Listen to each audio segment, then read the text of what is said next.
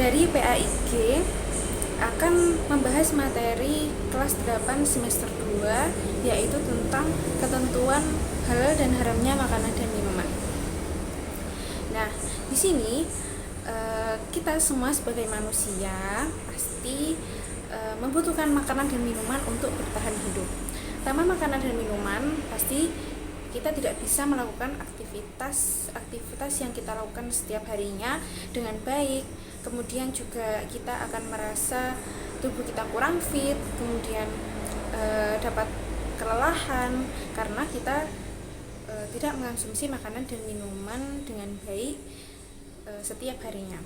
Tapi kita sebagai umat manusia, khususnya sebagai umat muslim, itu wajib mengetahui dan memahami mana makanan-makanan yang halal dikonsumsi dan mana makanan-makanan yang haram dikonsumsi. Apa itu makanan halal? Makanan dan minuman yang halal itu merupakan makanan yang diperbolehkan oleh syariat untuk dikonsumsi, kecuali ada nas Al-Quran atau hadis yang mengharamkannya. Nah, dalam syariat Islam atau dalam ajaran Islam itu, makanan dan minuman yang diperbolehkan untuk dikonsumsi itu harus memenuhi 2 syarat, yaitu yang pertama adalah makanan yang halal.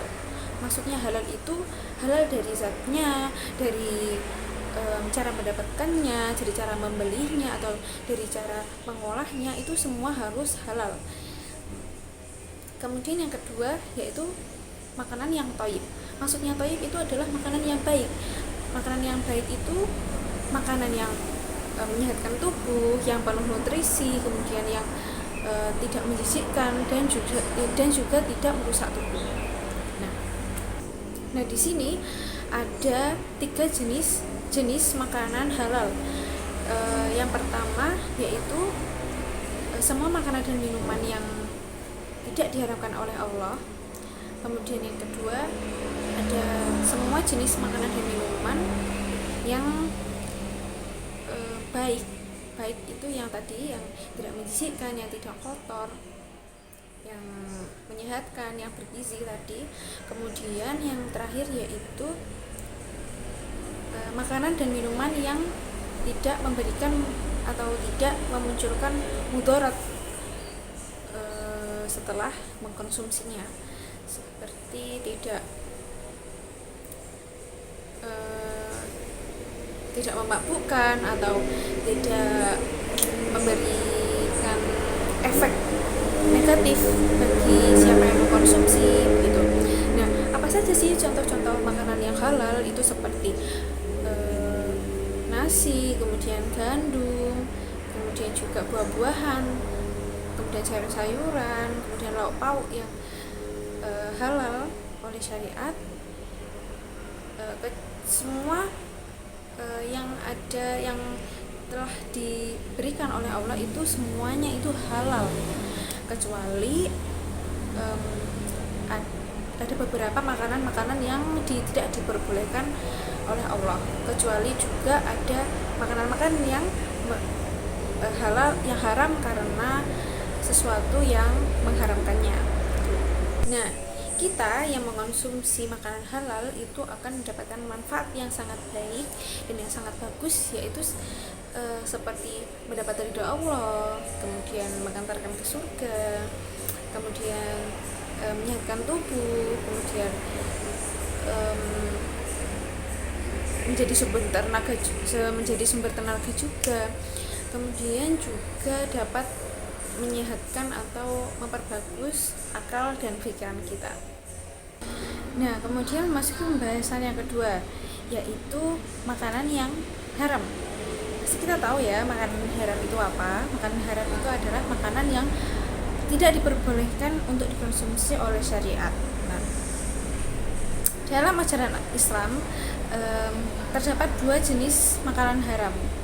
Nah, makanan haram itu dibagi menjadi 2 jenis. Yang pertama yaitu haram lidzatihi dan yang kedua adalah haram lighairihi. Apa itu haram lidzatihi? Nah, haram lidzatihi itu adalah makanan dan minuman yang haram karena zatnya. Maksudnya makanan dan minuman tersebut itu sudah haram dari awalnya. Jadi makanan dan minuman tersebut itu sudah haram dari awal hukumnya gitu. Seperti apa? Seperti daging babi, kemudian ada darah, kemudian khamr atau minuman keras, kemudian binatang atau burung yang bercakar dan buas, kemudian binatang buas yang bertaring, kemudian ada juga binatang yang diwajibkan untuk dibunuh, itu seperti ular, tikus, seperti itu. Kemudian ada binatang yang tidak diperbolehkan syariat untuk dibunuh, itu juga ada, seperti semut, kemudian juga ada tawon atau lebah gitu. Kemudian ada binatang yang menjijikkan atau binatang yang kotor, itu juga tidak boleh. Kemudian yang terakhir itu ada makanan atau minuman yang menimbulkan mudarat kalau apabila dikonsumsi, seperti narkoba atau obat-obatan terlarang. Kemudian ada racun juga, itu akan menimbulkan mudarat bagi pengkonsumsi. Kemudian yang kedua itu ada haram li ghairihi. Maksudnya haram li ghairihi itu adalah makanan dan minuman yang tadinya halal itu menjadi haram karena sesuatu yang mengharamkannya atau faktor eksternal yang mengharamkannya. Seperti contohnya ada bangkai gitu kan.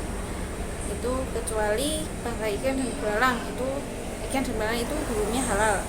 Kemudian ada binatang yang dibuat untuk sesaji, kemudian ada binatang yang atau makanan yang